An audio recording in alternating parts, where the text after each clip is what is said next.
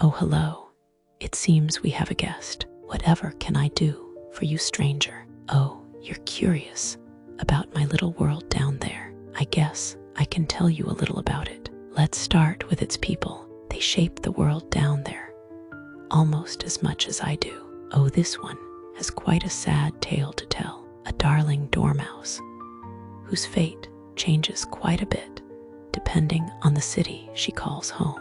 Well, Elsa or Fairsilver, whichever you prefer, it should be a thrilling tale regardless. Name Pepper Paprika. Race dormouse. Sex female. Age 17.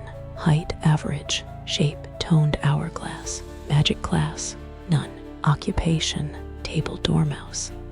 At the Hat Hone Bound restaurant. Affiliation Hat Club. Heartbreakers Gang. Court of Scarlet Whispers dormouse. Formerly Neodon Court dormouse. Family unknown. Relationships Samuel Hittop, former Hatter. Juliet Carmen, former Hare, deceased. Neville Luminary, King. Atali Belden, Rabbit. Leon Wakizashi, Hatter. Dorothy Cressida, best friend Hare. Sam Hittop, confidant. Simon Hittop, close friend. Pepper Paprika. A dormouse hailing from Primeverse 2 leads a unique life, split between two distinct realities, a duality that is both tragic and a powerful source of motivation. Her unwavering determination to fight on despite her limitations stands as a testament to her profound bravery. Much of her time is spent fulfilling her role at the Hat. However, Pepper frequently ventures out to aid those she holds dear, offering sage advice or fiercely protecting them with tooth and claw when necessary. Background Elsa Seed, born in Underland. Pepper's early life was shaped by her traditional parents. Consequently, she and her numerous siblings were swiftly drawn into the Red Courts for dormice. This effectively meant being orphaned and placed in large, split-level housing overseen by older dormice. These caretakers, often those who had not found a court or had lost their own, dedicated themselves to preparing the young dormice for their future roles. By fostering relaxation and calm, Hatters would regularly visit these homes, seeking a dormouse to join their courts. Pepper watched many of her siblings depart with these Hatters, longing for her own turn. At the age of 8, her wish was granted. A young Hatter named Samuel Hittop arrived at her home, accompanied by Juliet Carmen, a March Hare. Samuel possessed a kindness that set him apart from the other Hatters Pepper had observed, and Juliet was sweet and motherly, eager to care for her new companion. Samuel explained that they required a well-behaved dormouse to complete their court, as his queen was known for her volatile temper. While the prospect of incurring this terrifying queen's retribution filled Pepper with apprehension, she couldn't resist Samuel's charm and adventurous spirit.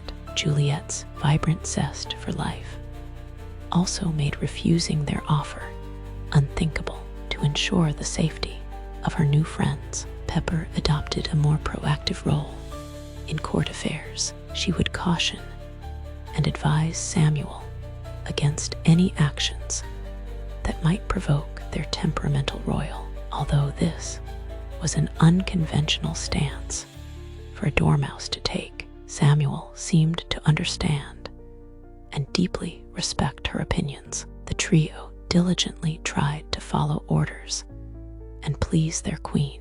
However, Samuel's wanderlust remained unquenched. He often snuck away with Juliet on adventures and quests they devised for amusement. Pepper was aware of these outings, but pretended otherwise. They were careful, and none of their escapades ever interfered with their duties or obligations. Therefore, she forced herself to believe no harm would come of it. This, unfortunately, would prove to be her first mistake. One day, when Pepper was in her 20s, the queen, who had always adhered to a strict routine set by her white rabbit, suddenly defied the schedule and demanded a croquet match. As no such match had been planned, the queen seemingly had no opponent. When her rabbit explained this, she struck him and demanded he summon her hatter immediately. The rabbit was shocked to find only Pepper in the castle. When the rabbit and Pepper finally located Samuel and Juliet, they were drunk on tea and covered in mud.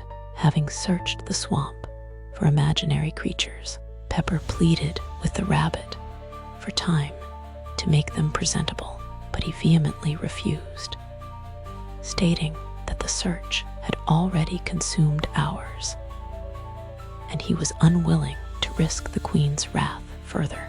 The three were swept into a rabbit hole and directly to the livid queen, already incensed by the lack of a croquet opponent. The disheveled state of her hatter and hair pushed the queen over the precarious mental edge she teetered upon.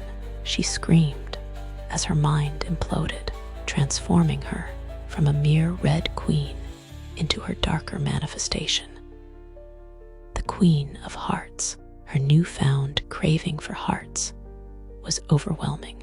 She turned to Pepper, demanding to know why she wasn't in the same state as the other two. Pepper solemnly admitted she had stayed behind to keep watch to the newly formed Queen of Hearts. This was all the excuse she needed to justify her next action. Claiming Pepper's heart had shown disloyalty by allowing the others to frolic without permission, she lunged forward, stealing Pepper's heart and consuming it. Pepper collapsed like a marionette with severed strings, much like the queen's ability to non-fatally remove heads. A Queen of Hearts can extract someone's heart, leaving their body an empty husk. This act did not go unnoticed by Samuel and Juliet. Quickly sobering, Juliet rushed to Pepper, holding her close and weeping. Her tears soon turned to rage as she realized that while she and Samuel bore some responsibility, the queen had gone too far. Years of stifled words, years of hiding and sneaking, just to fulfill their roles. All this surged within her, propelling her towards the queen, determined to avenge her hollowed companion. However, those years had taken their toll. Muscles that should have been strong from constant activity, reflexes that should have been razor sharp from countless food fights, all had been dulled by the queen's constant confinement, a deliberate tactic to demonstrate their helplessness. Consequently, Juliet stood no chance against the queen, who had already taken so much from them. Without a second thought, the queen slaughtered Juliet. This shattered Samuel, his mind splintered and fractured, believed to be the sole reason he could raise his blade that day. His dormouse was an empty doll, and his hair a lifeless corpse, fueled by anger and a thirst for vengeance. He charged, slaughtering the queen, his vorpal blade cutting through her again and again. Only a groan from the dying Juliet stopped him, her plea urging him not to succumb to the hatter's bloodlust forever. He rushed to her, attempting to staunch the bleeding. Juliet stopped him, stating it was too late for her, but not for Pepper. Knowing what needed to be done, yet filled with regret, Samuel took the still beating heart from Juliet's chest and placed it within Pepper. She gasped for air, surveying the scene around her. A brief surge of fury washed over her at Samuel's violation of Juliet's body to bring her back. But as she turned to face him, she saw the utter devastation of his spirit, his eyes misty and lost, his body trembling as if about to shatter. Her anger dissipated. She needed to care for her hatter. All of this had been for her sake. She longed to cry, to feel something, but the foreign heart barely responded to her commands. She was alive, but if she wanted to experience emotions again, she would need to train her heart. Until then, she would have to endure the numbness that shrouded all feelings like cotton. Word of the incident reached the higher royals. Samuel and Pepper were banished from Underland, as killing a royal was considered treason. Usually, this crime would be punishable by death, but due to the extraordinary circumstances, the royals settled for banishment. Pepper and Samuel drifted through the human world for approximately 5 years before stumbling upon the lunar shrine of the Cressida clan. They agreed to house the two in exchange for Samuel providing protection for their 2 temples. Pepper was left to tend to Samuel, but was also allowed to wander the grounds and study the priest's manuscripts. After some time, she was approached by the family guardian, a lunar bunny named Dorothy Cressida. Dorothy's nature strongly reminded Pepper of Juliet, drawing the dormouse to her, and Dorothy eagerly welcomed the company during her daily routine. This blossomed into a strong and easy friendship. Samuel eventually met and fell in love with one of the priestesses, Charlotte Cressida. He declared Charlotte to be his Alice, though Pepper doubted Charlotte either understood or desired such a title. She seemed merely interested in Samuel's gullibility, realizing that by allowing him to believe she was his Alice, she could manipulate him regardless of Pepper's warnings. Pepper didn't blame Samuel. His mind was now so fragile, akin to a child's. So, Pepper decided to let Samuel have his pseudo-Alice if it brought him happiness, while vigilantly watching the situation in case Charlotte ever made unreasonable demands or endangered him. Pepper witnessed their marriage and the eventual birth of their child. Concerned about Samuel's fragile state, Pepper tried to caution against it, fearing he might be too unstable to raise a child. When Charlotte insisted, Pepper relented, knowing she couldn't compete with Charlotte's hold on her hatter. To offer comfort, Dorothy agreed to help raise the child and ensure it felt loved. As Pepper had predicted, Samuel did not react well to fatherhood. He expected his son, Landon, to instinctively know his destined court position, just as he did. Pepper suspected only a hatter would have pleased him. However, this expectation was impossible. Firstly, Landon was born in the human world, lacking the atmosphere that typically guided individuals toward their respective roles. But even if he had been born in Underland, Landon faced another obstacle, likely due to Samuel's fractured mind, and thus his weakened connection to magic. Landon was born a squib.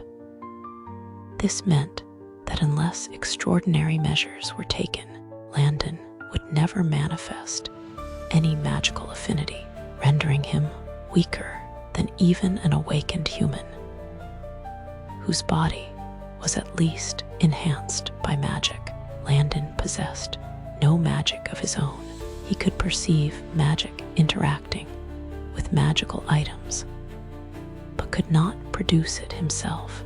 This made him a failure in his father's eyes, and merely another pawn to his mother. Pepper, with Dorothy's assistance, did her best to help Landon navigate a world where he was only an observer. Samuel's constant belittling eventually drove Landon to run away to trial with Christopher Helsing, his vampire boyfriend. This created a rift between Charlotte and Samuel. Disillusioned by their constant bickering, Pepper finally managed to reach Samuel and reveal Charlotte's pettiness. The two left, accompanied by Dorothy, who was disgusted by the Cressida family for exploiting Samuel. They relocated to Elsa and opened a cafe for the mad community called the Hat. Years later, word reached them that Landon had fathered twin boys with a local woman. A phone call from Landon to Pepper revealed the pregnancy was unexpected, a result of a drunken party. He worried that his sons had already inherited the Hittop family legacy. Dorothy offered to tutor the twins, preparing them and Landon for their future roles. Pepper agreed, and Dorothy returned a few years later with Landon, the twins, and a slightly younger boy. The twins were named Dorian and Simon. The younger boy, another child from the same woman, was named Sam. When pressed, Landon admitted he had named him after his father. Dorothy had explained his father's condition to him. While he couldn't fully forgive his father, he expressed a desire to make amends for the sake of his children. Simon easily found his place as an underhatter, while Dorian still struggled to find his niche among the courts. Sam, uniquely, had discovered a talent for poetry, made his words come to life. Pepper loved each of the children and did her best to help raise them. Dorothy and Pepper eventually became Simon's hare and dormouse, respectively. She continued to support Samuel, though he seemed to withdraw further into himself, spending countless hours simply sitting. Pepper ensured he ate and bathed. In his lucid moments, he ran the Hat with Pepper's assistance. As of the present, Pepper is well into her 50s. She assists the Hittop family as best she can, and otherwise mostly relaxes at the Hat, engaging in pleasant conversation and offering advice to anyone who seeks it. Fair Silver Seed, this version, presents several key differences. Her beginnings in Underland and the terrible tragedy remain the same. She still finds her way to the temple, and Charlotte still marries Samuel and gives birth to Landon. However, instead of attempting to manipulate Landon with false affection, Charlotte gives up, realizing he will not be swayed. She has another child with Samuel, a son named Mitchell, a gifted priest with a solar affinity. She keeps Mitchell largely separated from Samuel within the temple.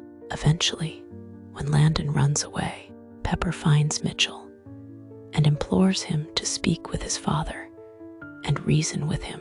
Unfortunately, Charlotte's lies about his father and herself have poisoned the boy against the mad. Years later, when Pepper finally convinces Samuel to leave, he remembers his other son and demands to see him. Charlotte claims Mitchell has passed away. Pepper feared this news would further crush Samuel, but the realization that his child had died while he was lost in his trauma seemed to jolt him out of his catatonic state. He raged at Charlotte, disgusted that she could justify withholding this information. The two left. Dorothy remained behind, as Pepper suspected Charlotte was lying about Mitchell and would have exposed her then and there if it hadn't been the catalyst for Samuel's recovery. When Landon finally called about the twins. It came shortly after another call from Dorothy.